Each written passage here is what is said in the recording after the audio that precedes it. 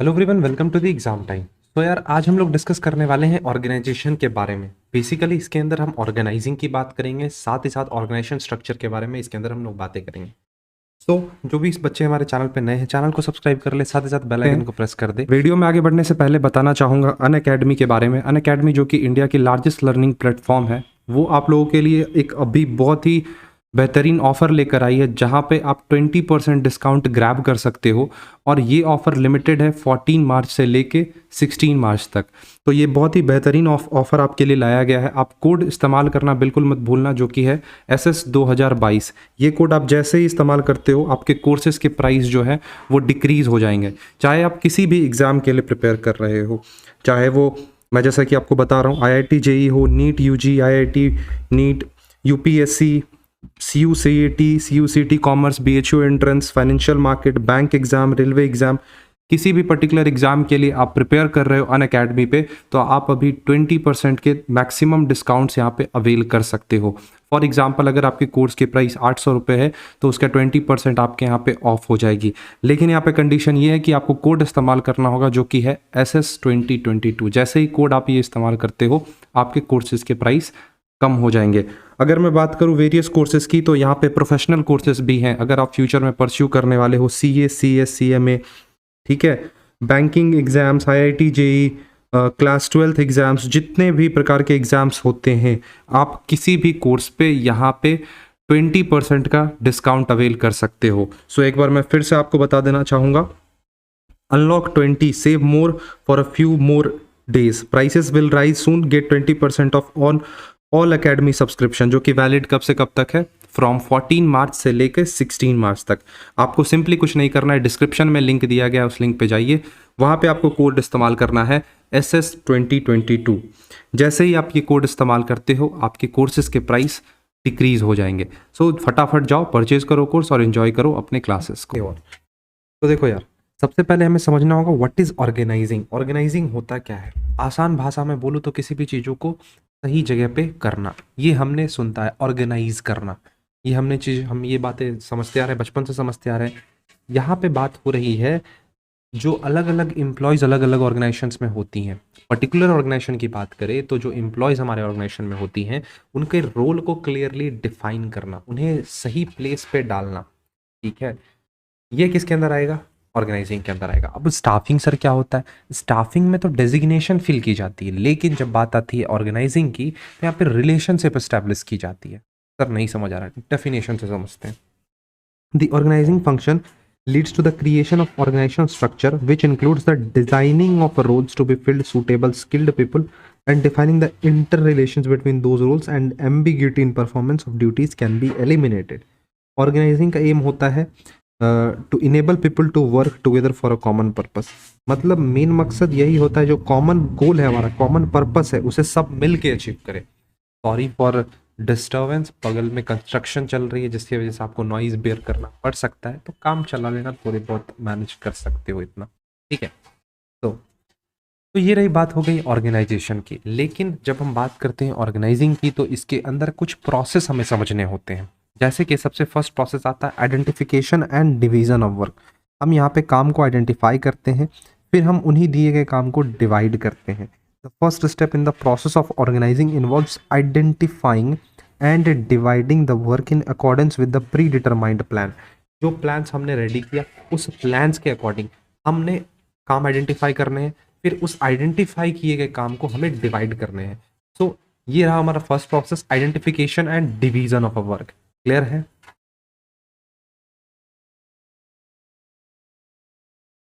Departmentalisation. अब एक बार आपने काम को छोटे छोटे टुकड़ों में डिवाइड कर दिया, तो अब आपको क्या करना है, जो भी सिमिलर नेचर के जॉब्स हैं, मतलब जिनका नेचर एक हो, कहीं ना कहीं रिलेटेड हो, ठीक है, उनको आप कर दो ग्रुपिंग। ग्रुप्स में उनको आप डाल दो। सिमिलर नेचर जॉब और जो रिलेटेड नेचर जॉब्स होते हैं, उन्हें आप ग्रुप में करो, और this grouping is called departmentalisation. इस ग्रुप को नाम क्या दिया जाता है? डिपार्टमेंटलाइजेशन। क्लियर है? तीसरी बात आती है असाइनमेंट ऑफ ड्यूटीज। अब अपने काम को टुकड़ों में डिवाइड कर दिया, ग्रुप्स आपने बना लिए, अब बारी आती है ड्यूटीज असाइन करने की। ड्यूटीज असाइन कैसे करेंगे सर? जिनकी जो भी क्वालिफिकेशंस है, उस क्वालिफिकेशंस के अकॉर्डिंग उन्हें हम काम सौंपेंगे। सो ये किसके अंदर आता है, असाइनमेंट्स ऑफ ड्यूटीज के अंदर आता है। It is important to state clearly the work of different job positions and allocate work accordingly to employees. Employees को देखते हुए, एम्प्लॉयज़ के अकॉर्डिंग, उनके जॉब क्वालिफिकेशंस के अकॉर्डिंग आप काम को डिवाइड करो, ठीक है, असाइन करो उन्हें। जैसे कि फाइनेंस का वर्क आप चार्टर्ड अकाउंटेंट को दे रहे हो, एमबीए फाइनेंस को दे रहे हो, ठीक है। फिर फाइनली आता है establishing reporting relationship. Establishing reporting relationship के अंदर हम बात करते हैं कौन किसको रिपोर्ट करेगा, कौन किसके लिए रिस्पॉन्सिबल होगा, उसकी बात यहाँ पे की जाती है, ठीक है। Establishing authority and responsibility relationships helps to create a hierarchical structure। एक order by sequence structure create करने में हमें मदद करती है, जो कि कहीं ना कहीं various departments, अलग अलग departments organization में होती हैं, उसके बीच coordination लाने में मदद करती है, ठीक है। Superior subordinate relations between different people and jobs positions is to be created so that everybody knows from one who और ही और सी गेट्स ऑर्डर, ठीक है। मतलब यहाँ पे सुपीरियर और सबऑर्डिनेट रिलेशंस को क्लियरली डिफाइन किया जाएगा। सुपीरियर कौन है, सबऑर्डिनेट कौन है, उनके बीच क्या रिश्ता है, उसको आपने क्लियरली डिफाइन कर दिया। वो किसके अंदर आता है, इस प्रोसेस के अंदर आता है। कौन सा प्रोसेस था, एस्टैब्लिशिंग रिपोर्टिंग रिलेशनशिप। अब यहाँ पे इंपॉर्टेंस ऑफ ऑर्गेनाइजिंग दे रखा है, इसे एक बार पढ़ लेना, ओवरव्यू दे देता हूँ। Benefits of specialisation. अब यार ये तुम्हें पता है कि यहाँ पे सिस्टमैटिक एलोकेशन होती है। कैसी एलोकेशन होती है, सिस्टमैटिक एलोकेशन होती है कामों की, वर्क फोर्स की। तो अब जो बंदा जिस फील्ड में स्पेशलिस्ट होगा, ठीक है, उसे वही काम दी जाएगी। तो कहीं ना कहीं उसके अंदर और भी स्पेशलाइजेशंस आती हैं, ये चीज़ याद रख लेना। वर्किंग रिलेशंस क्लियरली यहाँ पे स्टैब्लिश हो रहे होंगे, ये चीज़ पता है किसको कि हमारा सुपीरियर कौन है, हमारा सबऑर्डिनेट कौन है, हम किसे जाके रिपोर्ट करेंगे और हमें ऑर्डर कौन देगा, ये चीज़ हमें बहुत ही क्लियरली पता है। तो यहाँ पे कहीं ना कहीं क्लैरिटी भाई आ रही होगी वर्किंग रिलेशनशिप में। फिर यहाँ पे रिसोर्सेज का ऑप्टिमम यूटिलाइजेशन हो रहा होगा, इफेक्टिव एडमिनिस्ट्रेशन होंगी और एडप्टेशन टू चेंज, साथ साथ डेवलपमेंट भी एम्प्लॉयज़ का हो रहा होगा। तो ये सारी चीज़ें आप एक बार पढ़ लेना, ठीक है। बेसिक चीज़ें हैं, जस्ट स्टडी मटेरियल जो तुम्हें डिलीवर की गई है उसे देखोगे और रीड आउट करोगे, क्लियर हो जाएगा पूरी तरह से तुम्हें वो। अब हमारा मोस्ट टॉपिक, इंपॉर्टेंट टॉपिक यहाँ से स्टार्ट होता है, ऑर्गेनाइजेशन स्ट्रक्चर। उससे पहले कुछ बातें मैं आपको बताना चाहता हूँ, just wait for a minute. 3 terms में तुम्हें यहाँ पे एक्सप्लेन करना चाहता हूँ, that is authority, wait for a minute, authority, responsibility and accountability. ये 3 टर्म्स में तुम्हें एक्सप्लेन करना चाहता हूँ। अथॉरिटी का मतलब होता है पावर, ठीक है। अकाउंटेबिलिटी का मतलब क्या होता है सर, बताइए जरा। ऑब्लिगेशन। रिस्पॉन्सिबिलिटी का मतलब होता है जिम्मेदारी, समझते हैं ये करके। अथॉरिटी, सबसे फर्स्ट टर्म है यहाँ पे authority. In simple word, the right way of commanding subordinate, issuing orders and instructions and एग्जैक्टिंग obedience from the team. सबसे पहले जो भी बातें मैं तुम्हें बता रहा हूँ, शॉर्ट समरी में अपने नोटबुक में लिख डालो, क्योंकि तुम्हारे स्टडी मटेरियल में मैंने ये टॉपिक नहीं दिया है। तो फटाफट लिख लो व्हाट इज अथॉरिटी। तो अथॉरिटी को आसान भाषा में कहे तो right way of commanding the subordinates. सही तरीका क्या है सबऑर्डिनेट्स को कमांड करने का, उन्हें ऑर्डर देने का, उन्हें इंस्ट्रक्शंस देने का, ठीक है। हेनरी फ्योल का एक प्यारा सा डेफिनेशन दिया गया है यहाँ पे, authority is the right way to give orders and the power to exact obedience, ठीक है। तो ये बात हो गई अथॉरिटी की, मतलब तुम्हारे पास ऑर्डर देने की पावर होनी चाहिए, उसी पावर को नाम हम देते हैं अथॉरिटी। क्लियर, जैसे कि देख लो यहाँ पे, it is the right to utilise organisational resources and to make decisions. Organisation के जो रिसोर्सेज है, तुम्हारे पास जो पावर्स है, उसे तुम यूटिलाइज करो एक डिसीजन, फ्रूटफुल डिसीजन लेने में। Authority is the right to decide and to direct others perform certain duties in achieving organizational goals. It refers to right to make decisions and to get the decisions carried out. मतलब ये अधिकार है तुम्हारा कि तुम decision ले पाओगे। It is the right to act, right to act करना, ठीक है। In other words, authority may be defined as the power to take decision. तुम यहाँ पे देख रहे हो, पावर, अथॉरिटी, राइट, अधिकार, इन्हीं सब की बात की जा रही है कहीं ना कहीं। तो अब ये तो तुम्हें समझ आ ही गया होगा। अथॉरिटी होती है 2 टाइप्स की, ऑफिशियल अथॉरिटी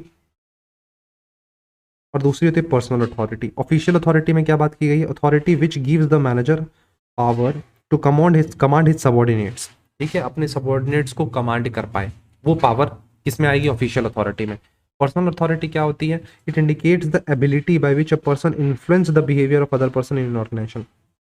हमारे अंदर कुछ ऐसी क्वालिटीज़ है कि हम अपने फ्रेंड सर्कल को इन्फ्लुएंस कर डालते हैं, अपने ग्रुप्स को इन्फ्लुएंस कर जाते हैं।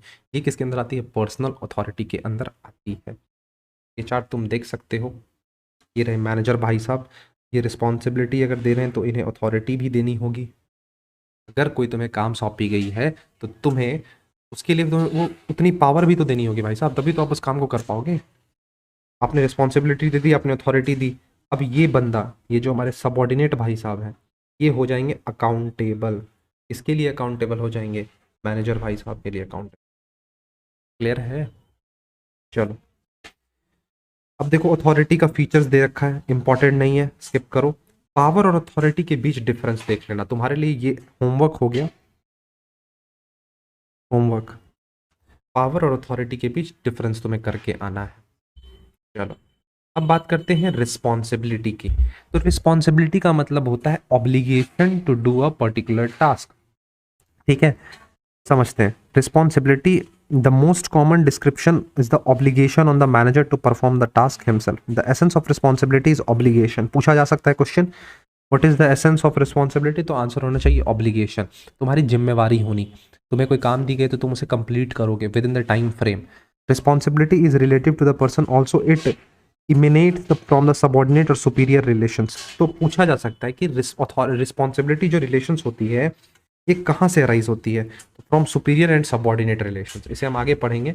यहाँ तुम देखो, अब रिस्पॉन्सिबिलिटी किसी ह्यूमन बीइंग को ही दी जा सकती है, ये चीज़ तो पता है। ये रिस्पॉन्सिबिलिटी अराइज कहाँ से होती है? क्वेश्चंस बनने का पॉइंट। तो ये अराइज होती है from a superior subordinate relationship. ये चीज़ याद रखना। रिस्पॉन्सिबिलिटी में भी कंटिन्यूइंग ऑब्लिगेशंस और confined to the performance of a single function. ठीक है, रिस्पॉन्सिबिलिटी को डिफाइन किया जाता है in the terms of functions, target और goals. The essence of responsibility is the obligation. तो ये सारी पॉइंट्स तुम याद रख सकते हो। आसान भाषा में कहूँ तो responsibility is the obligation towards the goal, sorry towards the work, या तुम्हें जो भी काम असाइन की गई है उसके रिगार्ड्स तुम्हारी जो भी जिम्मेवारी बनती है उसकी बेसिकली बात यहाँ पे हो रही। क्लियर है यहाँ तक? अथॉरिटी रिस्पॉन्सिबिलिटी के बीच डिफरेंस देख लेना और भी क्लैरिटी आ जाएगी तुम्हें।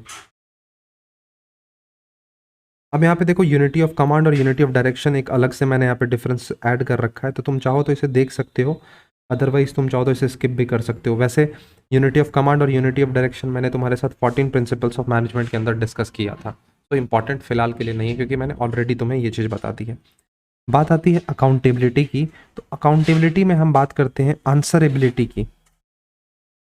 इसकी बात करते हैं आंसरेबिलिटी की, मतलब every employee is answerable to his superior for the accomplishment of the task assigned to him. This is accountability. Responsibility में हम जिम्मेवारी की बात करते थे, अथॉरिटी में हम पावर्स की बात करते थे, लेकिन जब बात आती है अकाउंटेबिलिटी की तो यहाँ पे मैं आंसरेबल हूँगा। अगर कोई काम मुझे दी गई है तो मेरा वहाँ पे बोलना इंपॉर्टेंट है। मैं आंसरेबल हूँ उस काम को लेकर क्योंकि ड्यूटी मुझे असाइन की गई है। सो when a manager delegates a task, he assigns duties and delegates the required authority so that his subordinates can accomplish the task. जब आपको कोई काम दी जाती है तो उसके साथ साथ आपको अथॉरिटी दी जाती है। क्यों दी जाती है? क्योंकि आप उसे बहुत ही स्मूथली कर पाओ। अब काम ही नहीं करोगे, आंसरेबल ही नहीं रहोगे, तब तो फिर आपको ऑर्गेनाइजेशन से निकाल फेंकेंगे भाई। क्लियर है? अब चलो रिस्पॉन्सिबिलिटी और अकाउंटेबिलिटी के बीच भी डिफरेंस देख लेना। चलो बात करते हैं नेक्स्ट इंपॉर्टेंट टॉपिक की, जो कि है delegation of authority. Delegation of authority, what is delegation of authority? देखो जरा इसे। Delegation of authority is the process of a manager follows in dividing the work assigned to him so that he perform that part which only he because he of his or unique organizational placement can perform effectively so that he can get others to help with other. Delegation of authority का मतलब होता है division of authority। तुम्हारे पास एक manager के पास जो भी authorities दी गई हैं, एक मैनेजर है ऑर्गेनाइजेशन में, उसके पास जितनी भी अथॉरिटीज़ हैं वो डेलीगेट करेगा। कहाँ किन्हें डेलीगेट करेगा? अपने सबऑर्डिनेट्स को डेलीगेट करेगा। वेरियस सबऑर्डिनेट्स ऑर्गेनाइजेशंस में है तो उन सारे सबऑर्डिनेट्स को कुछ ना कुछ अथॉरिटीज़ वो डेलीगेट करेगा। ये किसके अंदर आता है? डेलीगेशन ऑफ अथॉरिटी, मतलब transfer of authority, transfer of a power is our delegation of authority. एक मैनेजर पूरे ऑर्गेनाइजेशन में सारे काम को अकेला परफॉर्म नहीं कर सकता है, तो ये चीज़ याद रख लेना, उसे कहीं ना कहीं दूसरे बंदों की ज़रूरत होगी सो दैट वो अपनी अथॉरिटी डिवाइड करेगा और उनसे काम ले पाएगा। Delegation of authority means division of authority and powers downwards to the subordinate, ये याद रखना। यहाँ पे अथॉरिटी एंड पावर्स जो होती है वो डिवीजन होती है, अब वो कैसी होगी, डाउनवर्ड होगी। Delegation of authority can be defined as a subdivision और सब एलोकेशन ऑफ अ पावर्स। तो यहाँ पे क्लियरली बार बार एक ही चीज़ रिपीट की जा रही है, डिवीजन होगी, सब एलोकेशन होगी, सब डिवीजन होगी, ट्रांसफर होगी, किसकी, अथॉरिटी की। अब कहाँ पे होगी, to the subordinate, downward. Clear है, देख लो कुछ ऐसा है, ये हमारे टॉप लेवल पे हैं, इन्होंने अथॉरिटी डेलीगेट करा मिडिल लेवल पे, मिडिल लेवल से फिर लोअर लेवल पे, ठीक है। प्रोसेस ऑफ डेलीगेशन दिया, पहले असाइनमेंट होगा, फिर ट्रांसफर होगा, फिर एक्सेप्टेंस, फिर अकाउंटेबिलिटी।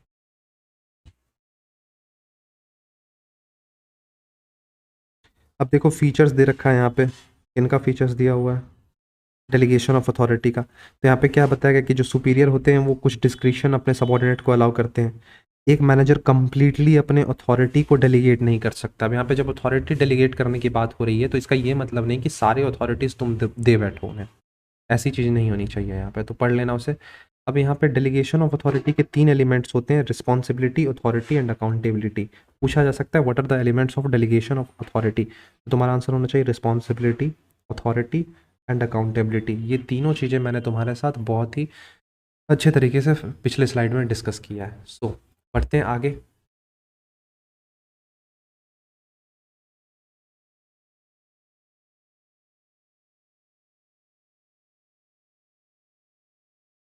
दो चीज़ें मुझे तुम्हें और समझानी है, सेंट्रलाइजेशन एंड डिसेंट्रलाइजेशन।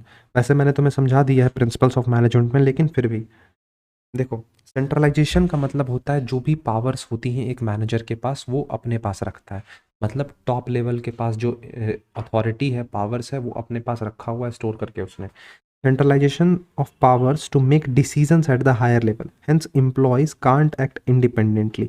अब यहाँ पे जितने भी पावर्स हैं वो किन के पास है, टॉप लेवल के पास है। तो जो छोटे छोटे लेवल पे एम्प्लॉयज़ हैं, सबऑर्डिनेट्स हैं, उनके पास पावर जा ही नहीं रही है, तो वो इंडिपेंडेंटली काम कर ही नहीं सकते, खुल के काम नहीं कर सकते। लेकिन जब हम बात करते हैं डिसेंट्रलाइजेशन की, तो यहाँ पे जो डिसीजन मेकिंग अथॉरिटी होती है उसकी डिस्पर्सल की जाती है, मतलब उसको ट्रांसफ़र किया जाता है। डेलीगेशन, डेलीगेटिंग पावर और authority to the middle and lower level management managers. यहाँ पे मिडिल और लोअर लेवल मैनेजर्स को कुछ पावर्स दी जाती है। इससे क्या होता है, अब ये चीज़ याद रखना, सेंट्रलाइजेशन में सेंट्रलाइजेशन करने से टॉल स्ट्रक्चर होगा, लेकिन डिसेंट्रलाइज करने पे फ्लैट स्ट्रक्चर होता है। Decentralisation refers to the dissemination of powers by the top management to the middle और lower level management. It is the delegation of authority at all the levels of management. तो तुमसे ये पूछा जा सकता है कि डिसेंट्रलाइजेशन में क्या पावर्स हर एक लेवल पे डेलीगेट की जाती हैं, तो बिल्कुल। ये दो कंसेप्ट याद रखना, इसके एडवांटेज एंड डिसएडवांटेज को एक बार तुम रीड आउट कर लेना। चलो ये डिफरेंस चार्ट तुम्हारे लिए होमवर्क। देखो जितने भी डिफरेंस चार्ट हैं वो सारी मैंने एडिशनल डाल रखी हैं, कोई इतना डिटेल नहीं पढ़ाता है। मैं तुम्हें इसलिए दे रहा हूँ क्योंकि तुम्हें तुम्हें वो फील होनी चाहिए कि हाँ हम थोड़े स्पेशल हैं, ठीक है। अब कुछ तो सब कोई दे देते हैं, लेकिन कुछ एडिशनल चीज़ें जो होती हैं वो हमें पढ़नी होती हैं। तो इन सब के बीच का डिफरेंस तुम एक बार रीड आउट कर लेना। जैसे किसका किसका, डेलीगेशन, मतलब मैंने तुम्हें भी जितने भी डिफरेंस चार्ट्स दिखाए उन सबको तुम लर्न कर लो। ये देखो एक छोटा सा अथॉरिटी, रिस्पॉन्सिबिलिटी और अकाउंटेबिलिटी के बीच का डिफरेंस है। एक और कंसेप्ट है जो कि हमें पढ़ना है, span of control. What is span of control? आसान भाषा में कहूँ तो number of subordinates that can be effectively controlled by the supervisor. Span of control, span of control shows, एक मिनट थोड़ा ब्लर है लेकिन काम चला लेना। Span of control shows the number of subordinate and reporting to a manager. कितने subordinates एक मैनेजर को रिपोर्ट कर रहे हैं, ठीक है। रेशियो हो सकता है 1:10 का, एक सुपीरियर है 10 सबऑर्डिनेट है। साथ ही साथ तुम ये भी बोल सकते हो number of subordinate that can be controlled by a superior. एक सुपीरियर कितने सबऑर्डिनेट को कंट्रोल कर रहा है, वो हमारा होता है स्पैन ऑफ कंट्रोल। दो टाइप्स होते हैं, वाइडर स्पैन ऑफ कंट्रोल और narrow span of control. Wide span में क्या याद रखना है, अगर मैनेजर के अंदर ज़्यादा नंबर ऑफ एम्प्लॉयज़ है, नंबर ऑफ एम्प्लॉयज़ पर मैनेजर इज़ हाई, तो वाइड होगा। अगर नैरो है तो लो होगा, ठीक है। बस इतना इंपॉर्टेंट है स्पैन ऑफ कंट्रोल में। इसके तुम प्रोज और कॉन्स देख लेना, मतलब मेरिट्स एंड डीमेरिट्स देख लेना। चलो स्पैन ऑफ कंट्रोल को और थोड़ा सा डिटेल में देखते हैं। स्पैन ऑफ कंट्रोल को हम लोग स्पैन ऑफ सुपरवाइजर के नाम से भी जानते हैं, स्पैन ऑफ अटेंशन के भी नाम से जानते हैं। Span of control is also called span of management. It is a term used in the business management, particularly in the human resource management. The term refers to the number of subordinates or direct reports a supervisor is responsible for. अब एक चीज याद रखो कि concept of span of control was developed, initiated and popularized by British Army General Sir Lance Montgomery, FP Hamilton। बहुत अजीब सा नाम है लेकिन कोशिश करो कि थोड़ा बहुत भी याद रख लो। थ्रू हिज 1921 पब्लिश्ड बुक जिनका नाम था the soul and body of an army, उसमें इन्होंने बात की थी स्पैन ऑफ कंट्रोल की। ठीक है, अब ये सब Graicunas theory of span of control तुम्हारे लिए इंपॉर्टेंट नहीं है। मैं एक बार देख ले रहा हूँ और भी अगर कुछ हो तो मैं तुम्हें बता दूंगा। नैरो और तो वाइड तो मैंने बता दिया। नैरो में क्या होता है, allow for close supervision of employees. Wide में क्या होगा, give subordinate the chance for independence. Wide में इंडिपेंडेंस की चांसेस ज़्यादा होती है। वाइड में फ्लैटर स्ट्रक्चर होगा, ये चीज़ याद रखना। नैरो में टॉल स्ट्रक्चर होगा। ठीक है, देख लो कुछ ऐसा होता है। टॉल ऑर्गेनाइजेशन, इतनी देर से सुन रहे होगे, टॉल ऑर्गेनाइजेशंस और फ्लैट ऑर्गेनाइजेशंस। ये रहे, इसके अंदर इतने सारे सबऑर्डिनेट्स हैं। यहाँ पे एक इधर है, फिर इसके अंदर दो, फिर इन दो के अंदर तीन। ठीक है, इस तरीके से है यहाँ पे। तो ये हो गया टॉल ऑर्गेनाइजेशन, ये हो गया फ्लैट ऑर्गेनाइजेशन। अब इसे एक बार पढ़ लेना, what is tall organisation structure and flat structure. फिर स्पैन ऑफ कंट्रोल हो गया, स्ट्रक्चर के बारे में बात किया गया, कॉस्ट के बारे में बात किया गया और अपॉर्चुनिटी कॉस्ट है। तो इससे तुम्हारा ऑर्गेनाइजिंग खत्म हो जाएगा पूरा।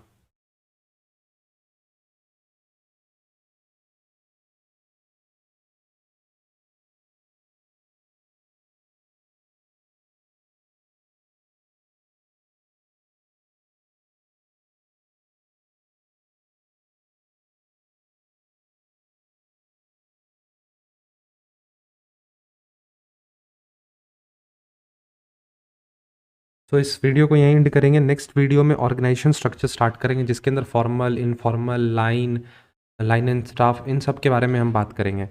सो आज के सेशन को यहीं एंड करते हैं, मिलते हैं नेक्स्ट सेशन में। तब तक के लिए thank you, bye bye and take care.